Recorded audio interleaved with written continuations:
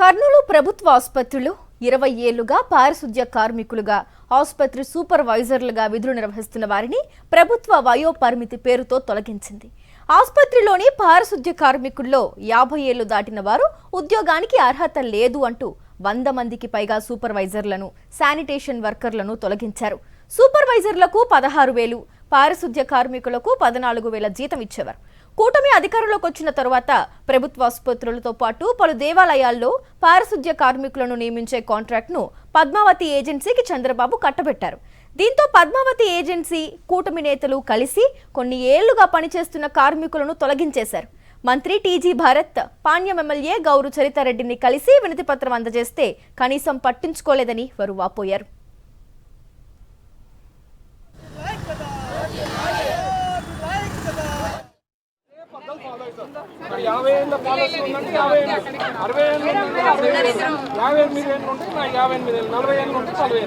Policy ఏమైతే ఉందో అదే ఫాలో అవుతారు. అంతేగాని భరత్ రావు చెప్పారు, సుబ్రహ్మణ్యం గారు చెప్పారు, ఇంకా ఎవరో చెప్పారని మాట్లాడితే అది కరెక్ట్ కాదు అనుకోండి. ఫస్ట్ అర్థం చేసుకోండి. నేను ఏ రోజు మాట్లాడిన సబ్జెక్ట్ కూడా తెలియదు. అమ్మ మీకు చెప్పినారు కదా, అది మాట్లాడతారు. ఏంటంటే ఎవరు ఏం కాదు కదా, ఎవరు చేయలేరు. అది 60 ఏళ్ళు ఉందంటే 60 ఏళ్ళు, 40 ఏళ్ళు ఉంటే 40 ఏళ్ళు.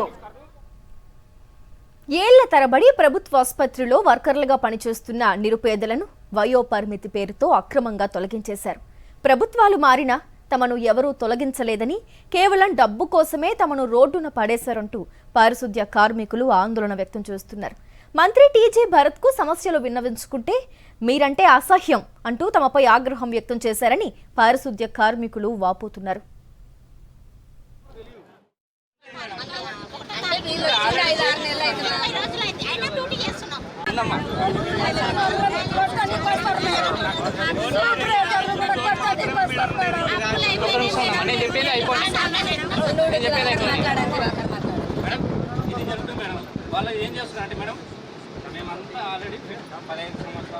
ఒక్కసారి అవకాశం అంటూ ఎన్నికల్లో ప్రచారం చేసిన భారత్ అధికారంలోకి వచ్చిన తరువాత జిల్లా ప్రజలను ముప్పు తిప్పలు పెడుతున్నారు.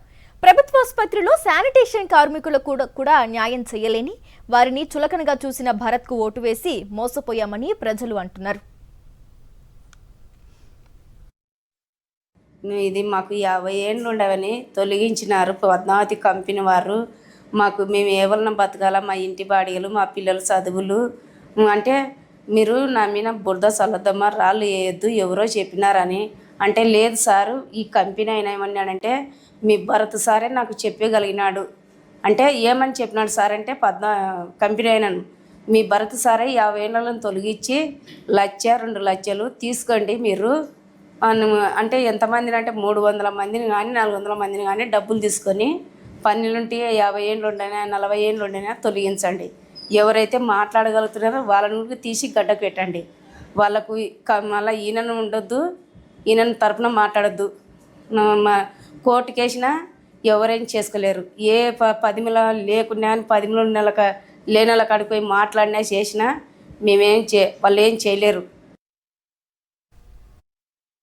మేము రోజు పోయిన దినం లేదు సార్ మా బాధలు చెప్పుకోవడానికి. కానీ ఏ నాయకుడు, ఏ దేవుడు మాకు న్యాయం చేస్తాడో, మా బతుకులు ఎవరు తెల్లారుస్తారో, మా కడుపులకు ఎవరు అన్నం పెడతారని మేము ఒక్క రోజు ఏడ్చడానికి బాధ లేదు, బాధపడని రోజు లేదు.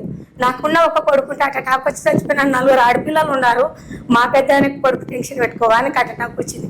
ఇప్పుడు మమ్మల్ని మధ్యలో తీసేస్తే మేము ఏ రస్తా పట్టుకొని పోతాము? ఎక్కడ పిలుచుకుంటారు, ఎక్కడ చేయించుకుంటారు సార్? మేము ఎట్లా బతకాలా? మరిన్ని అప్డేట్స్ కోసం ఛానల్ ను సబ్స్క్రైబ్ చేయండి. నోటిఫికేషన్స్ కోసం బెల్ ఐకాన్ పై క్లిక్ చేయండి.